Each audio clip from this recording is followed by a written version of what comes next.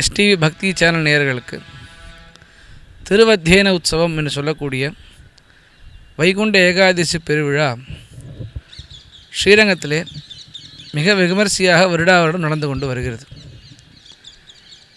திருவத்தியன உற்சவம் எப்படி ஆரம்பித்தது, இந்த உற்சவம் எவ்வாறாக நிகழ்த்தப்பட்டது, இந்த உற்சவமானது இப்படி கோலாகலமாக நடக்கிறது என்பதற்கு காரணங்களையும், இந்த உற்சவத்தில் ஆகமங்கள் என்ன சொல்கிறது, கோயில் வழிமுறைகள் என்ன, புராணாந்தரமாக இந்த கோயிலுடைய இந்த உற்சவத்தின் வழக்கங்கள் என்ன அப்படின்னு பார்க்கலாம்.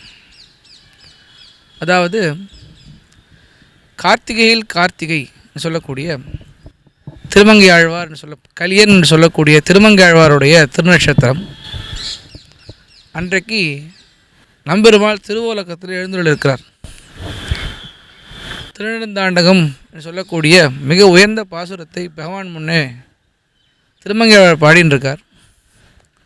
தன்னுடைய முதல் பாசுரமான வாடினேன் வாடி வருந்தினேன் மனத்தால் பெருந்துயிர் இடும்பையில் பிறந்து கூடினேன் கூடி இளையவர் தம்மோடு அவர்தரும் கலவியே கருதி ஓடினேன் ஓடி உய்வதோர் பொருளால் உணர்விடும் பெரும்பதம் தெரிந்து நாடினேன் நாடி நான் கண்டு கொண்டேன் நாராயணா என்னும் நாம்னு சொல்லக்கூடிய பாசுரங்கள் தொடங்கி திருநெடுந்தாண்டகம் பாசுரத்தை பாடின்னு இருக்கார். அப்போ நம்பெருமாள் இவருடைய பாட்டை கேட்டு ரொம்ப மகிழ்ந்தார். பெருமாள், எப்பேற்பட்ட கிரந்தத்தை நீ பாடியிருக்க, எப்பேற்பட்ட பாசுரத்தை என் முன்னே பாடியிருக்க, உனக்கு நான் என்ன செய்ய வேண்டும்னு பெருமாள் கேட்கிறார். இந்த நிகழ்ச்சி ஸ்ரீரங்கத்தில் கார்த்திகை அன்றைக்கி அப்படியே நடக்கும். அர்ச்சகர் சுவாமி முன்னே உட்காண்டிருப்பார், மணியார் சுவாமி அங்கே இருப்பார். பட்டயம் வாசிப்பது போலவே இந்த கார்த்திகை அன்றைக்கி இந்த உற்சவம் இந்த கிருத்திகை உற்சவத்தை அன்றைக்கி இந்த நிகழ்வு நடக்கும்.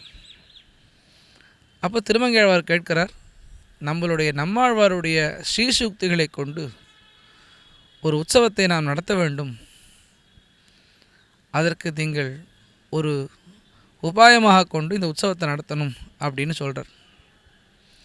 இந்த உற்சவம் பொதுவாக இந்த திருவத்தியன உற்சவம் அப்படின்றது மோக்ஷோத்சவம் என்ற பெயரில் ஸ்ரீபாஞ்சராத்திர ஆகமத்தில் மார்கழி மாதம் சுக்லபட்ச ஏகாதசி தொடங்கி 11 நாள் நடத்த வேண்டும், சாமவேதத்தை கொண்டு நடத்த வேண்டும் என்பது ஆகம சாஸ்திரம். இந்த உற்சவத்தை தான் திருமங்கையாழ்வார் பின்னாடி திருவத்தியன உற்சவம்னு கொண்டு வரார். நம்மாழ்வாடு ஸ்ரீசுக்திகள் இருக்கு இல்லையா, அது சாமவேதத்துக்கு ஒப்பானது.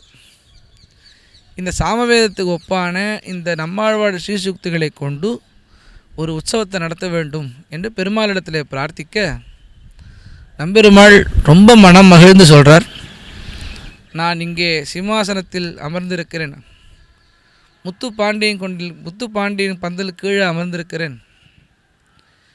இன்றைக்கு நான் சாற்றி கிளந்த சந்தனம், சூட்டி கிளந்த மாலைகள் தன்னுடைய தோழிக்கினியான் கோவணவர், கொடவர், ஆடுவார், பாடுவார் மற்றும் நம் ராமானுஜமடியார்கள் எல்லாரும் இங்கிருந்து கிளம்பி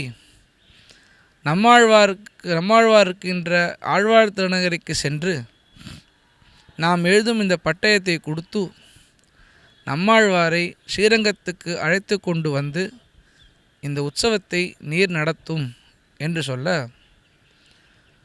பெருமாளுடைய இந்த ஆக்ஞையை சிரம் தாழ்ந்து திருமங்கையாழ்வார் ஏற்றுக்கிறார். எல்லாரும் கிளம்பி இங்கேருந்து ஆழ்வார் திருநகருக்கு போகிறா.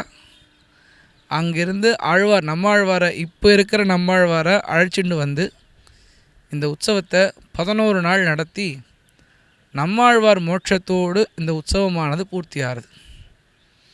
இந்த காலம் இருக்கு இல்லையா, இந்த இவர் கார்த்திகை அன்னைக்கு புறப்பட்டு நம்மாழ்வாரை அழைத்து கொண்டு ஸ்ரீரங்கம் வந்து திருப்பி ஸ்ரீரங்கத்திலேருந்து நம்மாழ்வாரை அழைத்து திருமங்கையாழ்வார் நம்மாழ்வாரிடத்தில் சன்னிதானத்தில் சேர்த்து ஆழ்வார்த்தினை சேர்த்து தை ஹஸ்த பரியந்தம், கார்த்திகையில் இந்த கார்த்திகை தை ஹஸ்த பரியந்தம் இந்த காலத்துக்கு அனத்தியன காலம் என்று பேர். இதில் மார்கழி மாதத்தில் தான் நடக்கிறது. மாசானா மார்கசீரிஷோஸ்மி அப்படின்னு பேர். மாதங்களில் நான் மார்கழின்னு பகவான் சொல்கிறான்.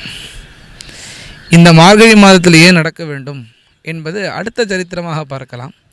இது ஆகம சாஸ்திரம் என்ன சொல்கிறதுன்னு அடுத்து பார்க்கலாம். இந்த திருவத்தியன உற்சவம் அப்படின்றது எப்படி ஆரம்பித்ததுன்றது இப்போ பார்த்தோம். அடுத்தது மார்கழி மாதத்தில் ஏன் நடக்கிறதுன்றது ஒன்று. பிறகு நாதமுனிகள் காலத்தில் இவைகள் எப்படி பகல் 10 ராப்பத்தாக பிரிக்கப்பட்டது என்றது அடுத்ததில் பார்க்கலாம்.